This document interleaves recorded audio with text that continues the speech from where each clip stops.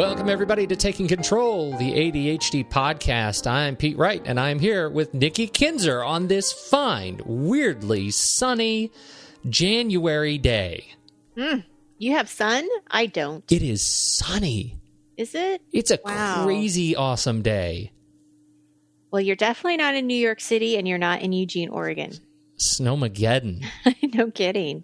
Wow. They're getting hit back there. Did you see, another colleague of mine on another show told me last night that apparently Arizona had an error that made national news on their weathercast because the guy started, there was just a glitch in the computer system, and all of the numbers on the map that tell you the temperatures in the region, they added an extra zero. And he just kept talking about it. He just said, okay, and so in Phoenix today it was 750 degrees, and then he didn't even catch it? He didn't even catch it, no, until he just got through the whole thing. I thought that was very funny. Okay, so we are talking the show today. I am very excited about the show today. I read your notes, and I was blown away by the coincidence. Really? Yes, totally. We're going to be talking about getting unstuck. It is such a powerful concept that can really affects our lives if we let it get the better of us. But before we do that, make sure you head over to Take Control ADHD to learn a little bit more about the show, to subscribe for free on iTunes so that you never miss an episode. And most important, we want to hear from you. So if you have any questions or comments that arise from listening to today's show, please join us on Twitter at Take Control ADHD or on Facebook.com/Take Control ADHD and share your stories about being stuck and what it means for you to get out of it. So, Nikki, please tell me the story that inspired you to have this conversation today. Well, first of all, I have to say I'm glad that you see it as being a coincidence for you as well, because that's what I have to pay attention to, and that's where I started paying attention to this, because I was feeling this way, and then a client last week was telling me about how she was feeling this way, and so I know I can share with you my experience was just sort of, I could just tell that I was fighting that urge of, poor me, right? All of these things were kind of going disarray, and why does it have to be so hard? And that was sort of what I kept thinking in my mind when I was dealing with some of these different issues in my own life is, why does everything have to be so hard? And lack of motivation and just low energy, all of that icky kind of ugly stuff that kind of rears its head when you feel stuck. And my client had a similar situation where she comes to the call and, everything is going wrong. Everything's taking longer than she's expecting. And there's so many steps and, it always happens to her, and just really kind of beating herself up and asking me, how do I get out of this funk? How do I get out of this? And so, I don't know, what was your story? I mean, why is this a coincidence to you? Well, I've been trying for working alone for so long on trying to bring all of the various podcasts that I do together under this network umbrella, this just sort of concept of bringing all these shows together. And working alone on it can be really difficult. There's a lot of work, a lot of technical work, hundreds and hundreds of episodes and lots of questions, technical questions and practical questions and advertising questions. These are big issues. And I found myself just getting in such a slump over it, thinking it's impossible. This is just not going to take hold. It's just not going to happen. And it was really getting me down, thinking, maybe this is just something. And this is the part that I realized I'm really stuck when you say to yourself, maybe it's just not meant to be. Right. That is such dangerous language. And I typically really resonate with when I hear that, it's like, oh man, something is wrong. Yeah. You have to pay attention to that. For sure. Mm-hmm. So what happened for you? Well, there was what actually happened. You want to get to the meat of what? Well, I guess what happened, or how did you realize that this was that you were getting into that spiral? I think it's a combination of things. I think that one thing that I actually have not shared very much, I don't think I've shared at all with our audience, is that my husband has MS. He has multiple sclerosis, and this is a chronic illness, and it has its moments where it kind of rears its ugly head and flares up. And in the last month, my husband has gone through a pretty bad episode. And so when that happens, it obviously affects him drastically, but it affects our whole family. And it affects me because a lot of things have to change. And so while he's resting and trying to beat it and get past it. And so it was this combination of dealing with this chronic illness and trying to stay positive for him, and not honestly feel sorry for myself, because I'm not the one. He's dealing with the pain and dealing with the illness. And, there was a moment where it's like, well, I can't feel sorry for myself just because I have to, take out the trash and he doesn't this week, or, it's like, I've got to fight that urge of not making things feel like it's against me or that it's so hard. And that's where I was going. I was like, God, this is so hard. Why does it have to be so hard? And that's what I was really fighting. And then, we had, this great success with my son with his school, but then we had some other things happen with his basketball team and dealing with that and just like, oh gosh, why does this have to be so hard? I mean, that was the question that kept coming in my mind. And that's really what I was like fighting against, is like, okay, I have to be an example here to my children, to my, I need to take care of my family. And that's really honestly where all of this came from, is this feeling of just, oh, get out of this, how do I get out of it? Yeah. Ugh. Well, now, your story is much, much heavier than mine. Well, it's not meant to be. Yeah, and I don't bring it up because, it's not meant to be. But you asked, and, I'm glad you shared. And I absolutely appreciate it, because I don't think, I think it's important to recognize just the level of impact that, your husband's, that what he deals with, impacts what you deal with, and how that affects your life and your work and every other aspect of the operation of your family. Like that, it has ripples. And when you let yourself kind of feel stuck, that has an impact. It does. And I want to have a disclaimer here, because I think that it's important to distinguish the feeling stuck and being depressed.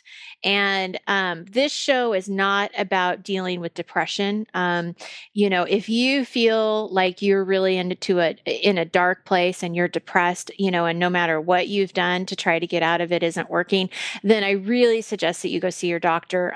These strategies and the experience that I'm talking about is very different from that. I've been in a depression before. I've been in anxiety, circumstances that I needed to go get help. And that's not what this is about. So, I just want to be clear on that. Absolutely. Yeah.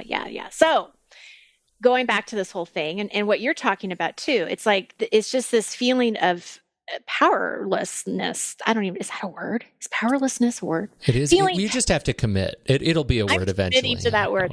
But sure, feeling powerless, I guess, is probably a better way to phrase it. And like you said, how that affects, everything in your life. And for me, it was certainly a lack of motivation, energy, just trying to figure out what needed to be done and when it needed to be done. And so I had to figure out how to get out of this. This was just something that I could see was happening. I was paying attention to it. And then when my client asked me about it, I'm like, oh man, I got to figure this out. And really it came to me just stopping and reflecting on this one question. And that is really, what am I focusing on right now?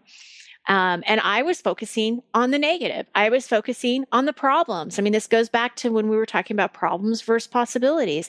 I was focusing on how bad it is, how much it sucks, how unfair it is, because it is unfair. And I know that, but it doesn't matter because the circumstances don't change. And so I have to figure out how to change my thinking. I need to shift what is going to serve me. And these negative feelings were not serving me at all. They were bringing me farther down in this rabbit hole that I did not want to be in, right? Absolutely. So this little saying kind of came to my mind, and I've heard it over and over again. And, but for whatever reason, it stuck with me, and it's, this too shall pass, is what I kept thinking.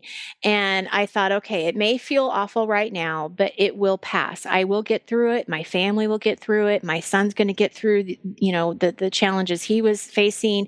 My husband has this incredible positive attitude and grace about himself when he deals with these issues with his illness. I knew he was going to get through it. And so then this next word sort of was like resilience, right? Came into mind. How am I going to be resilient? And how am I going to take this bad situation and get unstuck, right? Because it too will pass. I know it's going to pass. So these are the things that I did, and these are the things that I suggested to my client do. And I think that, like you said at the beginning of the call, I would love to know what other people do to get unstuck, because I think there's a variety of different ways to do it. I don't think there's one way or this is the right way or the wrong way.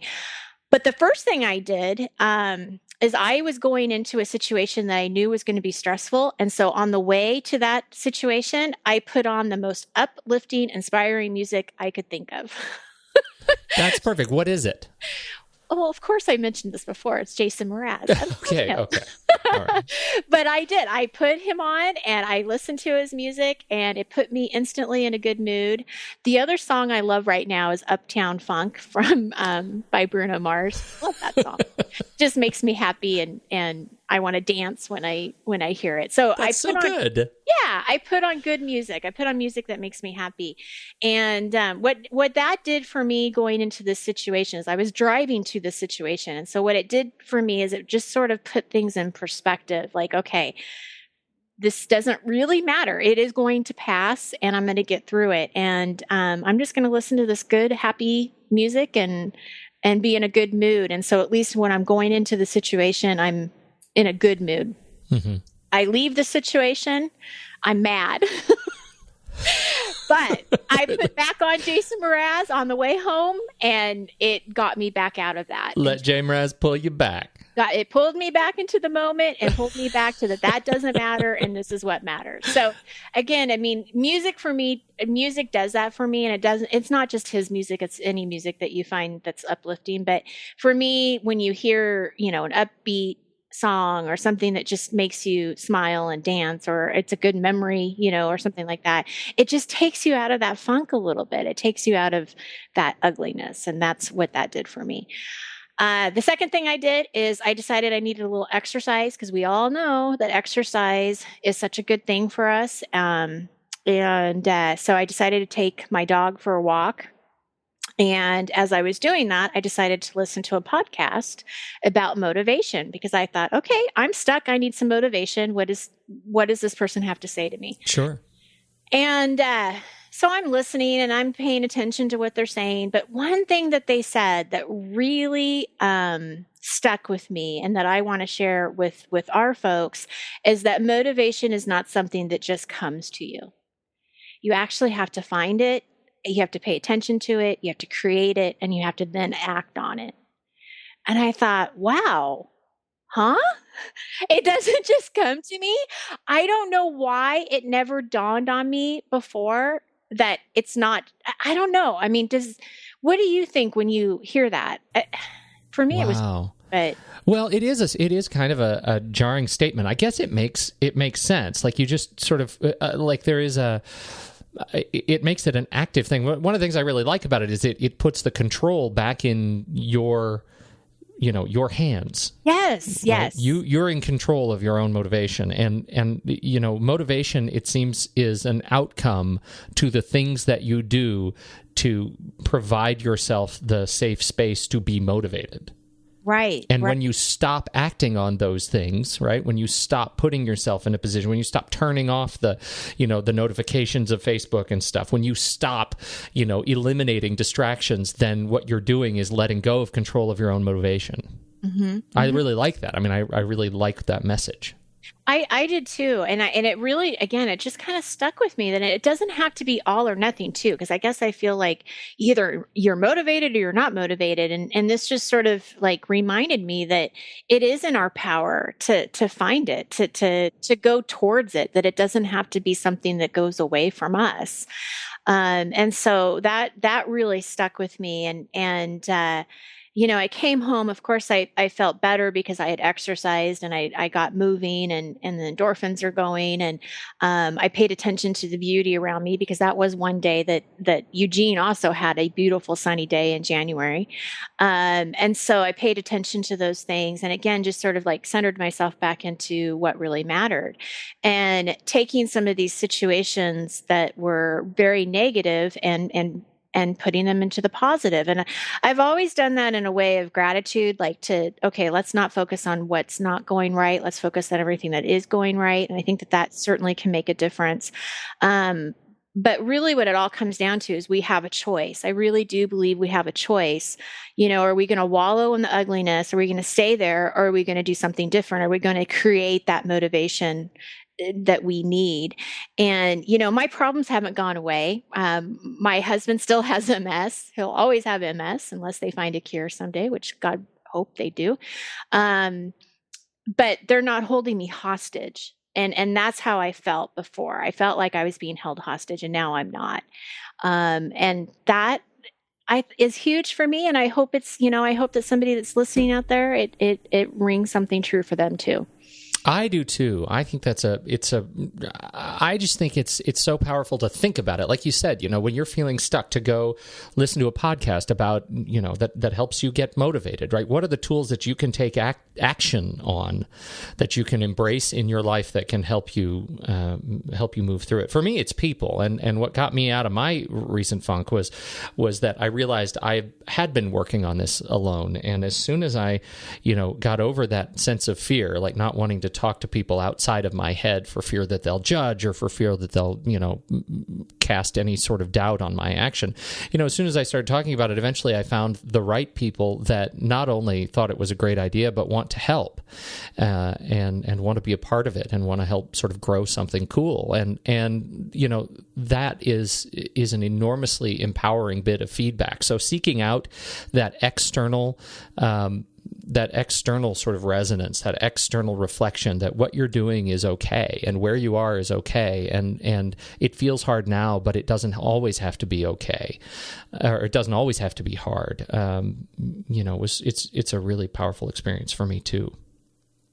Well, and I think that's a key point. I think connections and other people, I think, are also important. And I it's interesting that I didn't have that in my own kind of strategy, but I can see, like, I think about that, and I think about when I'm down, I do reach out to the people that are the most positive in my life and who understand me and who I know aren't going to judge. And it is interesting how you sort of just, instantly find yourself calling them when you haven't talked to them for a while, or sending them a text that says, "Hey, how's it going?" And I'm sure that subconsciously is a big part of it. Yeah, is getting unstuck. I think so.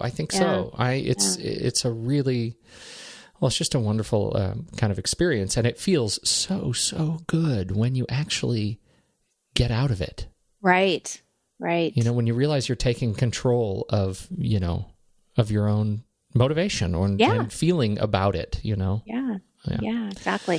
So one thing I want to talk about real quick, or just kind of let people know to be on the lookout for, is sort of in relationship to what we're talking about today. I am going to write a blog post in the next week or so about why I think it's important to know why something is so important to you before you tackle whatever change it is that you're looking for. So there's just going to be a few thoughts on why I think it's important to understand our motivation, and how that really does drive us in following through with long-lasting change, because it is certainly something that we need to continue going back to, because like we said, it is not just something that comes to us. No. And I'm going to write about that. Yeah. I've decided I wanted to write about that. I don't know why, but that's where my inspiration is coming into writing about that piece of it. So excellent. So be on the lookout for that. TakeControlADHD.com for Nikki's latest post.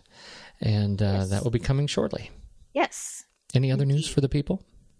No, I just wanted to comment real quick, too, about if you're interested in coaching, to just contact me via email. You can get a hold of me at Nikki@ADHD.com. If you have any questions. TakeControlADHD.com. What did I say? I said ADHD? ADHD.com.